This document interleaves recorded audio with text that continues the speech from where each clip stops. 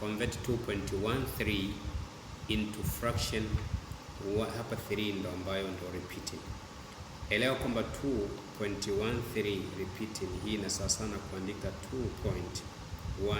2.1333. It goes like that.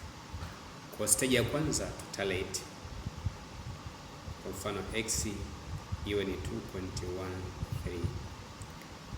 Kwa sababu repeating part inaanza desimali ya pili, inawezekana tukamultiply kwa 10, kwa multiplying by 10 itakuwa ni 21.3 repeating.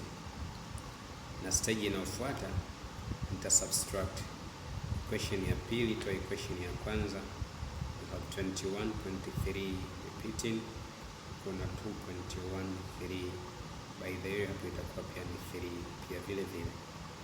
Tukitoa pande zote hapo utapata ni 9x ni sawa sana kuchukua 3 minus 1 you get 2. 11 minus 2 you get 9, unapata 19.2. Kwa hiyo x itakuwa ni sawa sana kuchukua 19.2 over 9.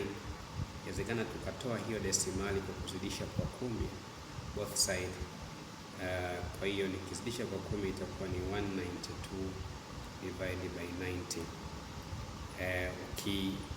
Ukisimplify hii itakuwa ni 2 na 12 over 90, na ukisimplify further by 2 itakuwa ni 60, by 2 itakuwa ni